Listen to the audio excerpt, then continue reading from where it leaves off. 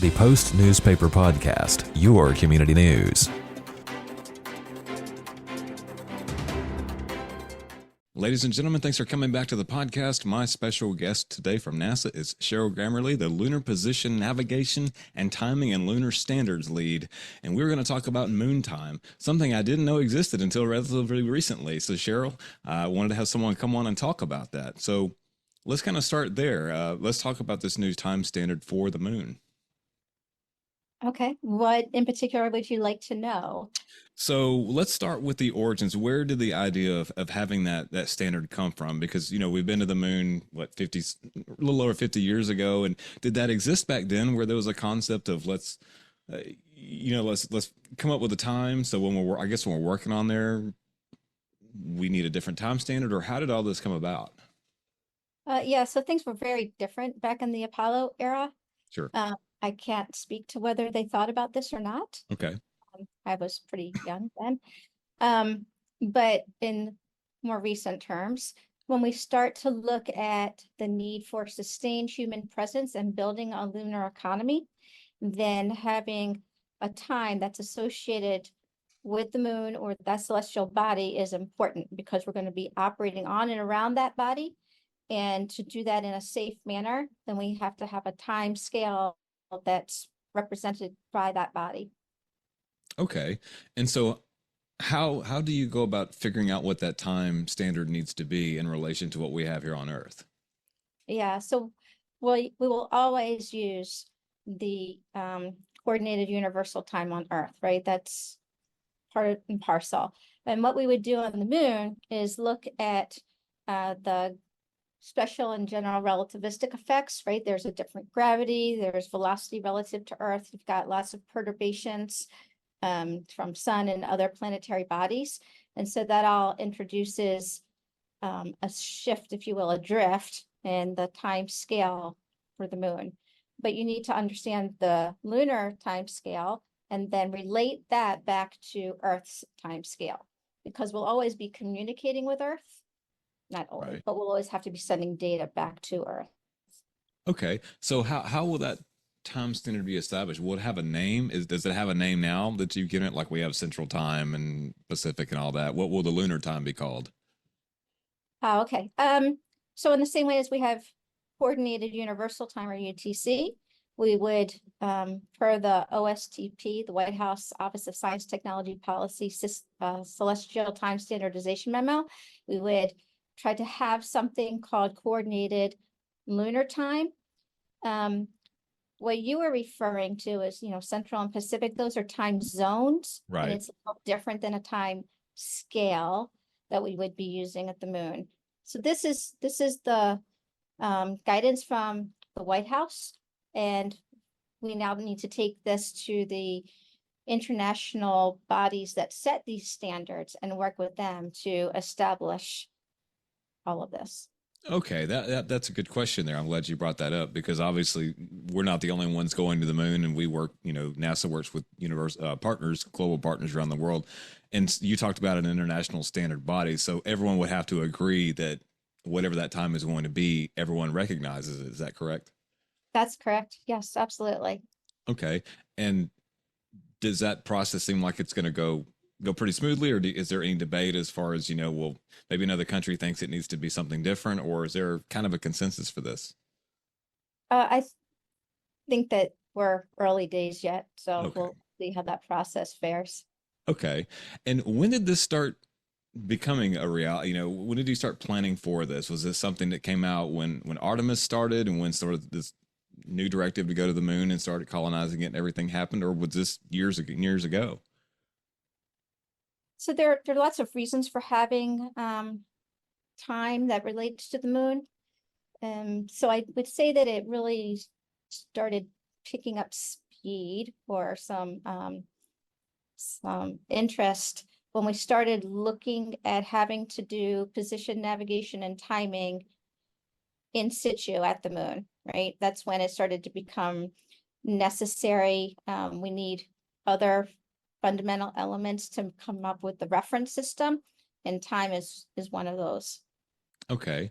And so how will this time equate to time here on Earth? Is there is there a time zone, so to speak, as I referenced earlier, that would be closer to this? So let's say it's 3:15 p.m. Texas time right now. So what would that equate to in the future to lunar time? I think that that's still to be determined, right? Which would Okay. be the Earth's time zone that would be represented at the moon. But UTC is going to be the go-to. So when you think of timing in terms of UTC, that's what we would relate it to directly. Hmm. Okay. That's really interesting.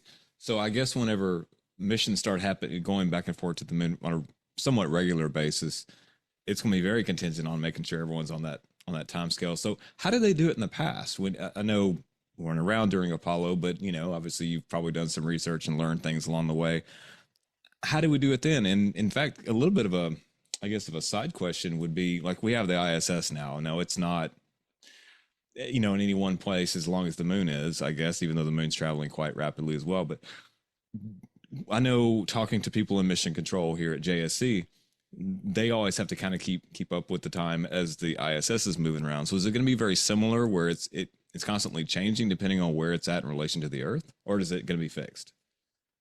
It's a little bit different. Okay. So we had a lot in there. Mm-hmm. I might go in reverse order. Sure. So for station ISS, it's orbiting Earth, right? So its central body is Earth, and time is relative to Earth. ISS has receivers on board for global positioning system, right? And the GPS is a way of distributing GPS time, which directly relates to UTC. And so that's a time scale on board. And there might be some other oscillators on board for specialized systems that would have their own kind of time scale, but you relate it all back to UTC because you're orbiting Earth. Okay. Um, and then I think you asked about Apollo and how they did it. So Mm-hmm. there are a lot of differences between the Apollo missions and what Artemis and Moon to Mars are looking to do. Artemis missions were generally short-lived, a few days at a time, and we would go do what we needed to do on the surface and return. We had line of sight to Earth all the time, and there was a huge space flight tracking network that supported the Apollo missions, right? And so that was all hands on deck for Apollo. We're in a different paradigm now. Moon to Mars has different objectives. We're going to different locations, particularly of interest is the South Pole, and not all the areas are in view of Earth.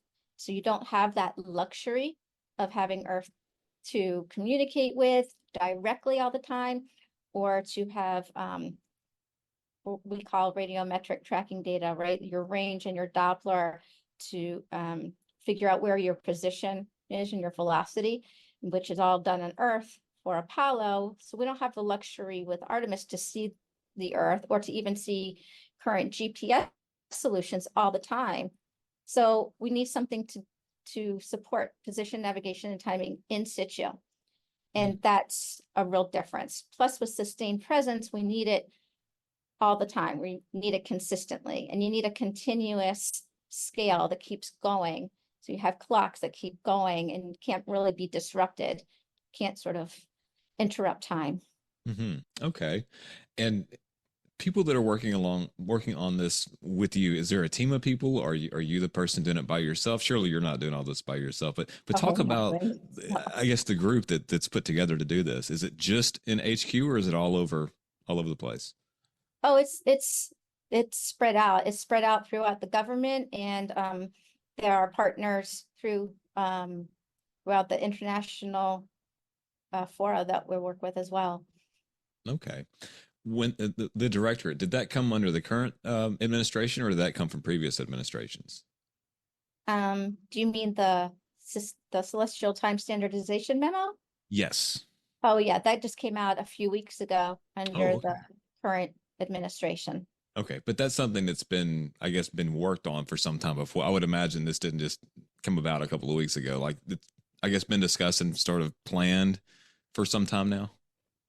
Um, yeah, I mean, we've been discussing how we would represent time for lunar missions for sustained presence um, for a while, a couple of years. A couple of years. Okay. Okay. Now, for a little context, how long have you been with NASA, and what's sort of your story in getting to where you're at now within the organization? I've been with NASA a very long time, 41 years with NASA. Okay. Okay. What was it that put you on that trajectory to go to NASA? I always think it's a really interesting thing to get a little bit of a backstory there for people. Yeah, quite literally, it was Apollo. And quite literally, it was looking at the news broadcaster showing the trajectory in the background. They would have views up. That was quite literally what put me on the path, Hmm. weirdly. Okay. And so did you take the engineering path on, or was there another path? And talk about the path from the interest to actually working for NASA. Oh, yeah, I went to school in aerospace engineering, Okay. and that's my degree. I worked at NASA when I was in school, and came to work from NASA straight out of school. Okay. So looking out in maybe the next 5 to 10 years when a lot of these Artemis missions are scheduled to take place, what are you looking forward to the most? Because I know there's a lot that's happening. Is there anything Success, in particular? success, Success. safety and success. Yep. Yeah. Well, two good things, but any particular mission or any particular discovery that kind of piqued your interest more than maybe some of the others? I think just everybody coming together, because Moon to Mars and Artemis is such a different paradigm than Apollo. And I think what we're doing with all the international partners through the Artemis Accords, through these international standards bodies, I think is very important, right? To Mm. try to come together for exploration and for science purposes. I think that's sort of the key here, and it's the key to everybody's success. Okay. And so going back real briefly, this is probably the last question I have for you. Back to the lunar time, and I know the work that you guys are doing on that. Now, you said it's going to be submitted to an international regulatory body, but what is sort of a time frame like going from say today to when ideally it would be maybe implemented? Are we talking months, years? It depends, honestly. It depends. The work is already, started. Um, Probably will be somewhere in between months and years, right? Oh, Because okay. everybody recognizes the need. Hmm. Um, but there are a lot of um, thoughts, a lot of analysis, a lot of planning that needs to go into this. Okay. So it'll take a little bit of time. It's not going to happen in the next couple of months, but it'll be worth it. Okay. So I guess ideally you would have something in place before too long, but it could be that maybe Artemis, I guess it'd be Artemis 3 when ideally they would land back on the moon again. It may or may not have that time standard then. Um, so it really depends. We have to take this up and work it through the Mhm. international bodies. We have to come up with a model, how we would model this, how we would disseminate the information, right? Right. What's the right operational way of doing this and maintaining safety at all costs, right? Safety is paramount here. So I think whether it's in time for Artemis 3, can't really say. I would Sure. hope that it could be, but we have to do it right. Right. But it wouldn't be, if it wasn't implemented by then, it wouldn't be a barrier to Artemis 3 commencing. They could go rather whether they had the standard or not. Is that right? Right. They Okay. can definitely go with it, whether they have the standard or not. Um, it's kind of built in already that, they're going and they'll use a reference time. Okay. Okay. And you said there's a reference time. So there's already something like that in place. There is a Universal reference time. UTC. Oh, okay. UTC would UTC. be a type of reference time. And whether we update to a different model, I think we would definitely work that with all the flight ops. Okay. Well, very good. Well, Cheryl, I appreciate you coming on and educating me and our viewers and readers on this. I mean, it's a very specialized field and most people don't know anything about it. So I'm glad you came on and shared all that information with us. Yeah. Thank thank you very much for having me. It was enjoyable. Absolutely. Thanks. Absolutely. And so let me stop the recording here. If you enjoyed this video, consider supporting our effort to share the news in print and on our extensive website, and now on our new YouTube channel. Contact publisher David Day at area code 409-943-4265 to support the Post newspaper today.